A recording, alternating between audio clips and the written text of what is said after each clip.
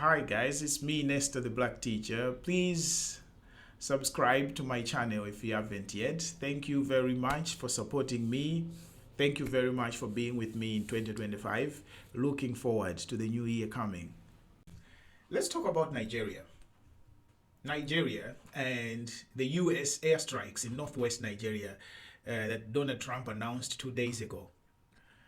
Dzulo ambiri mnandifunsa kuti tafotokozani kodi zinakhala bwanji, because I made a video about this news kuti America inakaphulitsa kupanga target ISIS, and reasoning yake akunena kuti ISIS imapha akhristu, amapanga target akhristu. Christians were being persecuted in northern Nigeria.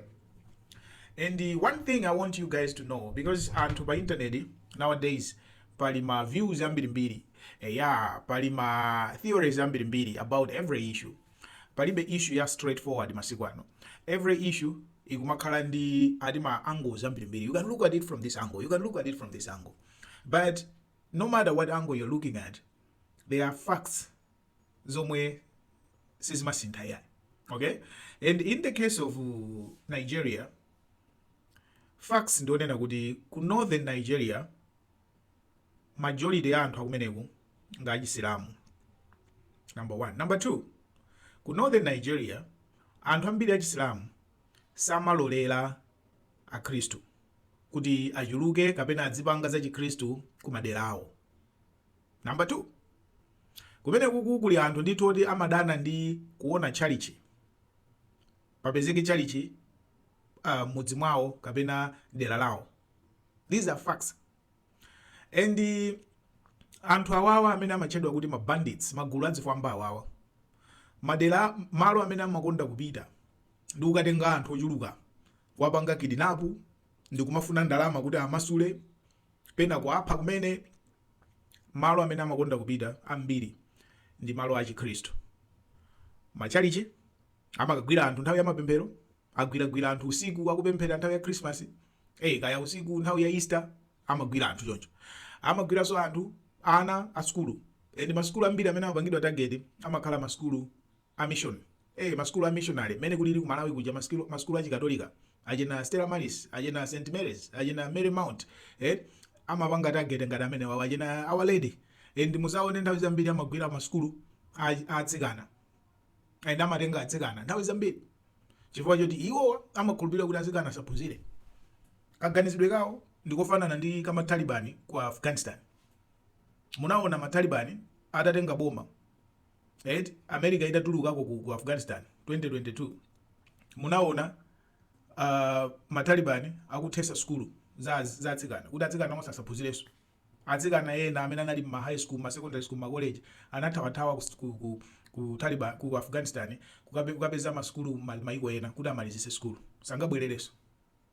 Panoba atsikana ana achitsikana panoba oti ma teenagers amene ngokhala ku nyumba mpanda basi nozopita ku school. The same attitude ndimene amakhala nayo anthu awawa ku northern Nigeria. Ndi amadana ndikuti aziona akhristu aja chifukwa choti iwo ana awo achitsikana achisilamu samalola kupita ku school. Ndi adziona maskulu a mission aja akuphunzitsa atsikana avala maskulu uniforms akupita ma teenagers amadana nazo, ndi amapanga target zinthu zimezi. These are facts. Palibeso za argument yoti yayi apapo khala ngati ndi chanja. They are facts. Okay? Kani inaso Nigeria government, boma la Nigeria, security apparatus ya Nigeria yakhala ikuonerera zimene zikuchitika. Ma president osiyana-siyana fo zinamba kalekale, ma president osiyana-siyana uyu kuyesera kupanga Boko Haram, uyu kubwera kulimbana nawo, awa kutani kumangosuntha mpaka kunayamba kumveka mphekesera yonena kuti ma politicians atsogoleri andale aku northern Nigeria ko omwe nawo samakhala Islam amaopa ma Islamist aja. Ndi amadana amakana kuti atumize asilikali akapangira target. Chifukwa iwe ngati uli governor wakunoko, iwe ndiwe governor, anthu aja amakuziwa, kunyumba kwako amakuziwa, family yako amayiziwa, ndipo anthu awawa atha kukupha nthawi ina iliyonse. The governor uja amaopa kuti akuyise anthu awawa, ndi amakana zoti apange abwerese apolisi, abwerese kumakana. ndifa chake anthu akanena kuti mukupha Khristu iwo amati asikupha Khristu aliyese asikupanga target a Khristu amakanika kuti apange kondemu chifukwa kwangu apanga kondemu ndi anthu akwanu akumudzi kwanu konko akudziwa. Okay, enanso amanena kuti ma politicians iwa amalandira ndalama kaya amatani ndalama zimene amatenga zina amakapereka, they are corrupt kaya police, so people are frustrated. Okay, so now Donald Trump anapereka warning. One thing choti mudziwe, America ili ndi intelligence ambiri. Ndinanena kale kuti ku Africa kunoko ambiri maiko ambiri sitimatha kupanga collect data, sitimatha kupanga ene kafukufuku. Even ku Malawi tikamati kuli survey, muzaone kuti ma survey ambiri amene amachitika ku Malawi kuchako anthu kutumidwa achinyamata kuyenda m'midzi kupanga collect data, muzaone kuti ma survey amene aja amapangisa ndani. Muzaone kuti ma survey ambiri aja kaya ndi azaumoyo kaya ndi azipembezo amapanga ndi ma donors. Ndipo data imene yapangidwa collect ija ndi ya ma donors. Ina amayipereka ku dziko la Malawi, kupereka Malawi government akupasa ndakupangira ni survey, this is the situation mu dziko mwanu. Koma ma donors aja amatenga data imene for their countries. Mukamati kudziwa kuli ma minerals chanja anapanga survey, amapanga survey nda ma foreigners. Abwera ndi ndege zawo apanga mapu malo aja ndikuuza kuti kunoko kuli zinthu. Inu musakudziwa. Eni yake sitidziwa. So ma Americans awawa ali ndi data, ali ndi information. Ndipo anaona pattern ya anthu amene akupangidwa target, pattern ya anthu amene akuphedwa. Primarily they are Christians. Ndi chifukwa chake tweet ya Donald Trump analankhulaso pamene paja kuti you are primarily, chizungu chake anagwiritsa ntchito chimene primarily targeting Christians, meaning kuti inde kumakhala collateral damage. Mwapanga bomu Khristu kapena mwagwira Khristu pamazapezeka panalinso asilamu angapo. Mukapita ku skulu kuja mwagwirana skulu Khristu mazapezeka so panalinso ma students ena ndi asilamu amene amakhala ngati collateral damage. Ndiye nyeso munganene kuti jamati kumagwira so asilamu sakupanga target a Khristu data yaonetsa kuti awawa systematically amapanga target a Khristu. Now Donald Trump anapasa warning ngati simusiya tibwera ndi anakapangaso katenga atsikana aja ku St. Mary's. Ndiye izi zachitika pa Christmas. Ndiye na kuti ku Nigeria kuli ma views awiri sopano. Anthu ena ambiri asangalala ndi zimene America yachita. Okay, chifukwa they have been worrying about this problem for a long time. They were tired, so they are happy. Komanso kuli anthu ena national pride.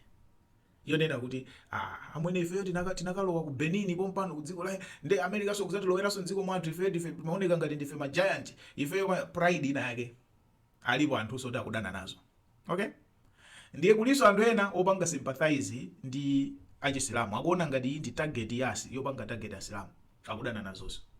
Okay, komano all in all mosatenga mbali panali vuto ndipo lenileni la legitimate lomwe labweretsa action iyi kuchoka ku America. Si action yoti abwera palibepo, no. And even Nigerian government yatulutsa information yonena kuti nayo imapanga coordinate sharing intelligence ndi awo sikuti America yangolowa mdziko mongo zapanga bayokha. They were invited. Amapanga nawo share information. Sikuti kuti Nigeria government yanena zimene kuti isayaluke kuti anthu angokubwererani mpaka Donald Trump apanga announce inunso khanga ngati simaziwa kuti abwera akupulisa mdziko mwanu. Koma nkhani ndiyo yani, there was a problem and this problem yabweretsa solution iyi. Zikoma kwambiri.